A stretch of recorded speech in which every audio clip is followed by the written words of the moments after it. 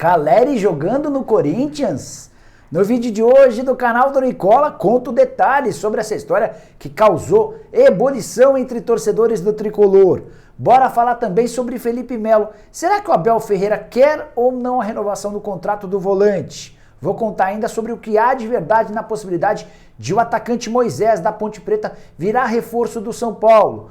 Por último, mas não menos importante, bora te atualizar sobre a treta entre Independiente e Santos. O Caio Jorge atuou irregular ou não? A Conmebol já se posicionou sobre o assunto.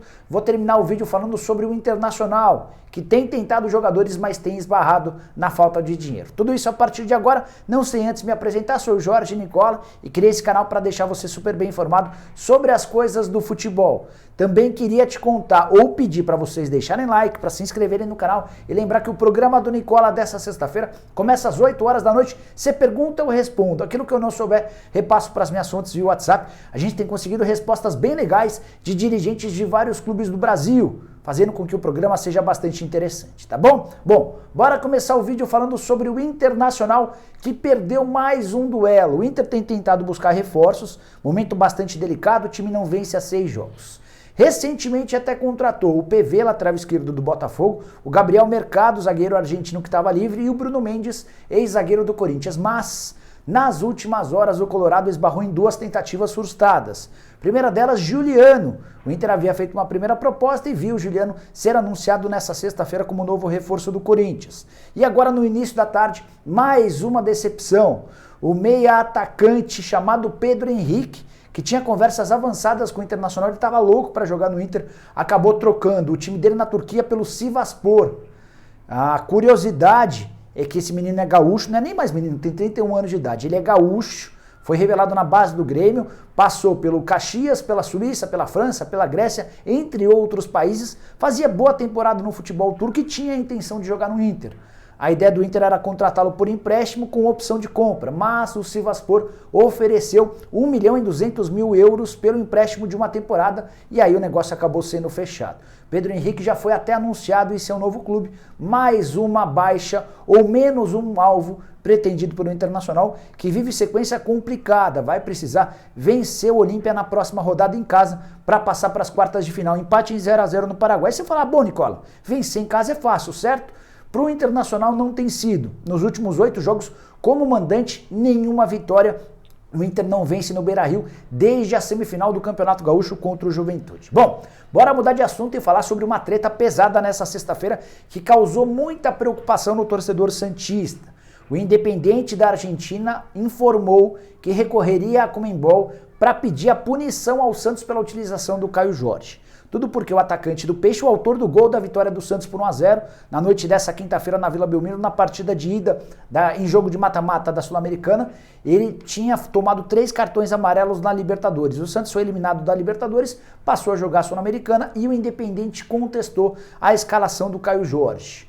Os argentinos se baseiam no artigo 162, que trata sobre cartões amarelos. Eu vou ler um pequeno trecho sobre esse pedaço. Abre aspas, os jogadores ou oficiais daqueles times que através da presente edição da Libertadores classificarem para a Sul-Americana do mesmo, que encontram-se em sanções pendentes de cumprimento como consequência de expulsões ou acúmulo de cartões amarelos ou qualquer tipo de sanção recebidas dos órgãos judiciais, deverão cumprir a obrigatoriedade de tais sanções no mesmo ano da Sul-Americana, fecha aspas. É baseado nesse artigo 162 que o Independente entende que o Santos merece ser punido. O Peixe leva em consideração um outro artigo que fala o seguinte, abre aspas, a suspensão imputada a um jogador por acumulação de cartões amarelos em partidas diferentes, em uma mesma competição, em nenhum caso será repassada a outra competição, fecha aspas. A grande verdade é que os regulamentos ou o regulamento tem interpretações diferentes para uma mesma situação. Você poderia se basear no artigo 162 para punir o Santos, você poderia se basear nesse artigo defendido pelo Santos para dizer que o Peixe não merece punição. A boa notícia para o torcedor santista é que antes de gravar esse vídeo eu entrei em contato com uma fonte minha da Conmebol e ela assegurou que o Santos fez uma consulta antes da partida para saber sobre a situação do Caio Jorge. A Conmebol autorizou a utilização do atacante e nessa sexta-feira, de novo, nesse contato que eu tive, essa fonte da Conmebol assegurou que está tudo ok, que o Santos não será punido. Um problema a menos, levando em consideração que esse mesmo Independente, no ano de 2018, conseguiu via tapetão uma punição ao Santos na partida de ida. O Santos perdeu por 3-0, graças à utilização dos Carlos Sanches, em campo foi 0-0. Só que a Conmebol entendeu que o Sanches não poderia ter atuado. Acontece que o Santos tomou um 3-0 no tapetão e foi eliminado pelo Independente. Não será assim dessa vez, tá bom? Bom, bora seguir falando agora sobre Abel Ferreira e Felipe Melo. Que o Felipe Melo não terá seu contrato renovado por essa atual diretoria, todo mundo já sabe. O próprio presidente Maurício Gagliotti já comentou. A grande novidade diz respeito à posição do Abel Ferreira. Ele é contra ou a favor da renovação do Felipe Melo? O Abel Ferreira tem dito, diante dos microfones, que gostaria de contar com o Felipe Melo por pelo menos mais uma temporada. Mas o Veloso, lá nos Donos da Bola, deu uma informação, eu fui checar com o pessoal do Palmeiras e a informação confere. Se o Abel Ferreira fala diante dos microfones que gostaria da renovação do contrato do Felipe Melo, internamente, longe dos holofotes, ele é contrário à renovação ou à permanência do Felipe Melo. E quando o presidente Maurício Gagliotti tomou a decisão de não renovar o contrato do Felipe, ele tomou essa decisão baseado também na opção ou na opinião da comissão técnica. Se depender do Abel Ferreira e de seus auxiliares, o Felipe Melo não merece essa renovação do contrato. O vínculo termina em 31 de dezembro, ele já pode assinar pré-contrato com qualquer outro clube para se mudar de graça a partir de 1º de janeiro. A ideia do Felipe é continuar no Palmeiras por pelo menos mais 2 temporadas, mas a julgar pelo que a gente tem visto e ouvido, não deve haver essa renovação de contrato. Felipe Melo custa caro, R$800 mil por mês, tem alguns problemas de conduta, é um cara que cobra demais, é um cara que às vezes se posiciona de forma muito forte, até politicamente. E isso traz para dentro do Palmeiras algumas complicações, também alguns episódios da pandemia repercutiram mal internamente, enfim. A avaliação interna em conjunto é de que não vale a pena estender o contrato do Felipe, ele gostaria de um contrato de 2 anos. Nessa temporada, 38 anos de idade, também perdeu um pouco de espaço. O Palmeiras já fez 39 jogos desde o início da temporada de 2021. Ele foi titular em apenas 19, ou seja, em 20 ele foi ou reserva ou nem foi utilizado. Os números dele são os seguintes: 19 jogos como titular, 6 como reserva, ou seja, ele esteve em 25 das 39 partidas do Palmeiras, em várias delas sentou no banco de reservas e nem saiu. Você renovaria o contrato do Felipe Melo? Use o espaço para comentários para deixar sua opinião. Se você não é o palmeirense, queria saber se o Felipe Melo caberia no seu time do coração. Responde aí e conta que time você torce, beleza? Bom, bora falar agora, responder uma pergunta que me foi feita no programa do Nicola dessa quinta-feira, sobre o atacante Moisés, 24 anos de idade. Ele é o principal jogador da Ponte no momento, é o cara com mais qualidade técnica, muito bom no 1 contra 1, não é um centroavante que o São Paulo busca, tá? É um jogador de velocidade, de ótimo drible, mas que ainda toma muitas decisões erradas, às vezes finaliza quando é para tocar, às vezes toca quando é para chutar, enfim, faz parte do processo de amadurecimento de um atleta de 24 anos de idade que não fez categorias de base. O nome dele foi especulado nas últimas horas como um possível reforço do São Paulo. Antes, o Internacional já havia sondado a Ponte para tentar adquirir parte dos direitos econômicos. Esse menino, como eu contei, foi revelado no Concórdia de Santa Catarina e teve em abril desse ano 50% dos direitos econômicos comprados por R$500 mil. O contrato dele com a Ponte só termina em 1º de maio de 2024, ou seja, a Ponte está tranquila em relação ao futuro do jogador. Não houve acordo com o Internacional e fui consultar o pessoal do São Paulo para saber se o São Paulo tem interesse, manifestou a intenção, fez proposta, alguma coisa desse sentido.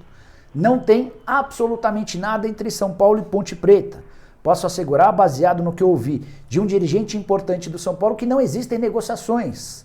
O nome do Moisés foi até consultado, melhor, foi sugerido para o São Paulo, houve uma avaliação interna, mas o São Paulo busca hoje um centroavante. Não é a característica do Moisés, então o São Paulo nem evoluiu nessa história. O Tricolor ainda entende que o Moisés precisa crescer e evoluir em outros pontos até que possa ser considerado um bom reforço. Então, podemos descartar a possibilidade de, nessa janela de transferências, o Moisés trocar o Moisés Lucarelli pelo Morumbi.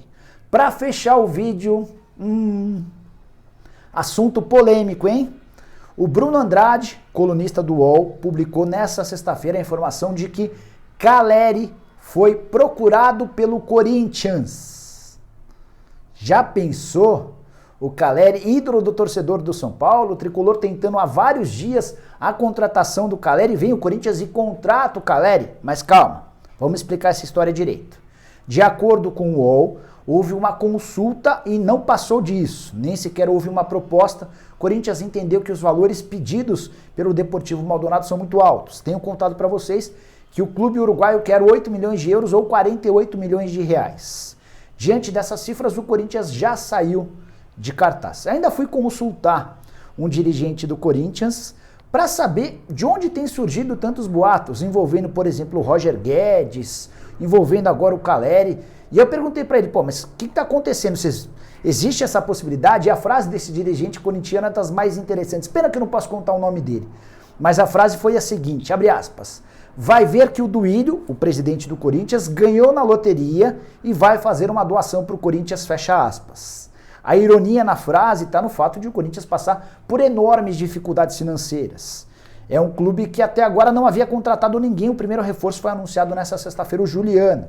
Existem conversas avançadas com o Renato Augusto, que deve ser o segundo reforço corintiano para a temporada, assim que ele conseguir a rescisão do contrato com o Beijing Goan. E o Corinthians ainda busca um centroavante. Existe a possibilidade de o Jô ser negociado.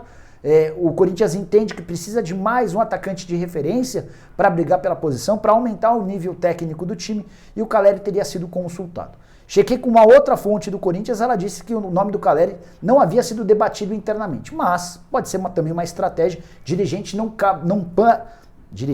para de mentir ou de omitir informação a fim de evitar problemas nas negociações.